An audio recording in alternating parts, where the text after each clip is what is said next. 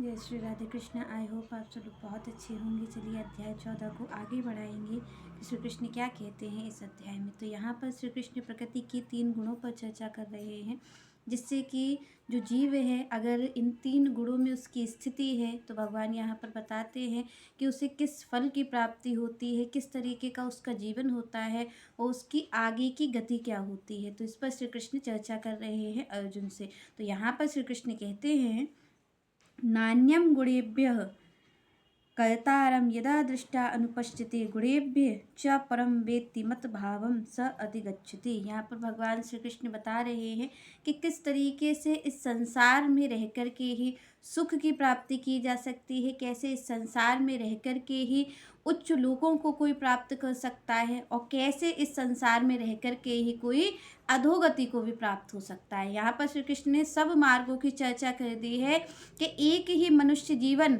आपको ऊपर की ओर भी उठा सकता है, एक ही मनुष्य जीवन आपको सुख की अनुभूति इसी संसार में रह कर के करवा सकता है, और एक ही आपका जीवन आपको अधोगति यानी नरक के द्वार भी खोल सकता है। तो यहाँ पर श्री कृष्ण कहते हैं कि भाई जीवन तो एक ही है, आप एक ही हो, जीवन भी आपको एक बार ही मिला है। 84 लाख योनियों में एक ही बार मनुष्य शरीर प्राप्त होता है। तो यहाँ पर भगवान ने कहा कि भाई मार्ग तो बहुत सारे हैं, आपको उच्चतर से उच्चतर लोक की प्राप्ति हो सकती है, इसी मनुष्य तन से ब्रह्मलोक की प्राप्ति कर सकते हैं, स्वर्ग की प्राप्ति कर सकते हैं। आप और हम इसी संसार में बड़े बड़े नाम प्रतिष्ठा की भी प्राप्ति कर सकते हैं, क्योंकि जो रजोगुण जो होता है उसमें आप देखिए कि लोग संसार में कितने बड़े अपने नाम ही कर जाते हैं, बड़ी संपत्ति भी इकट्ठी कर लेते हैं। तो ये भी हो सकता है इस संसार में रह करके। और यहाँ पर भगवान कहते हैं कि भाई कोई अपने नरक के द्वार भी खोल सकता है, कोई नरक की प्राप्ति भी कर सकता है इसी संसार में रह करके। तो श्री कृष्ण कहते हैं कि भाई एक ही जीवन है, वह एक ही जीवन में आपको ये 3 मार्ग है कि आप चाहो तो उस ज्ञान की प्राप्ति कर लो जिससे उच्चतर उच्चतम लोकों तक पा सकते हो आप, जिसकी कभी कोई कल्पना नहीं कर सकता कि ब्रह्मलोक जो ब्रह्मा जी ने सृष्टि रची है उस ब्रह्मलोक की प्राप्ति आप और हम कर सकते हैं। इसका अनुमान भी हम नहीं लगा सकते कि वहाँ पर किस तरीके के सुख साधन होंगे, पर भगवान कहते हैं कि जिसका आप और हम अनुमान नहीं लगा सकते वो प्राप्त किया जा सकता है। और किससे? इसी शरीर से प्राप्त किया जा सकता है। स्वर्ग के इतने जो अपार सुख हैं वो इसी शरीर से प्राप्त किए जा सकते हैं।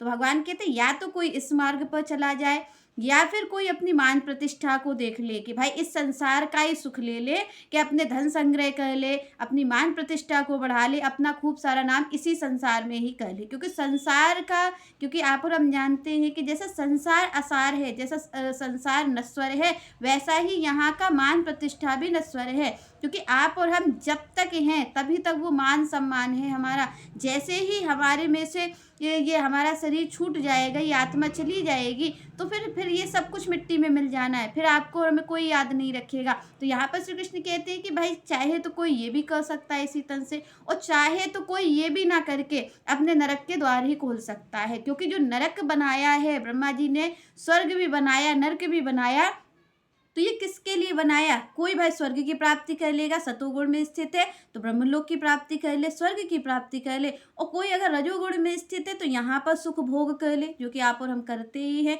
अनेकों अनेकों सुख का आनंद हम इस संसार में ले ही रहे हैं। और भगवान भी कहते हैं कि भाई हमने तो सब बनाया हुआ है, आप चाहो तो जिस मार्ग पे आप चले जाओ, आपकी इच्छा है। क्योंकि यहाँ पर आप और हम विचार करें कि भगवान जो हैं वो अर्जुन को किसी चीज़ के लिए बाध्य नहीं कर रहे हैं। भगवान पूर्ण स्वतंत्रता अर्जुन को प्रदान करते हैं कि वो जिस मार्ग पे जा सकता है। तो यहाँ पर भगवान ने कहा कि भाई कोई ये भी सुख ले सकता है, और कोई अपने जीवन को अपने, जैसे ही कहते हैं आप और हम कि अपने पैर पे कुल्हाड़ी मारना, तो श्री कृष्ण कहते हैं भाई ये भी कोई कर सकता है और कर ही रहे हैं। जो तमोगुणी व्यक्ति है वो ऐसा ही तो कर रहे हैं। आप और हम देखें तो जो इंसान, जो व्यक्ति अपना ही सुख नहीं विचार पा रहा है, अपने ही लिए अच्छा नहीं विचार पा रहा है, तो वो अपने पैर पे ही तो कुल्हाड़ी मार रहा है। ऐसा अमूल्य जीवन आप और हमें भगवान ने कृपा करके दिया, और जिसकी महिमा वेद बखान भी नहीं पा रहे हैं, जो वेद शास्त्र है वो भी पूरी नहीं बखान पाते कि मनुष्य तन की महिमा क्या है।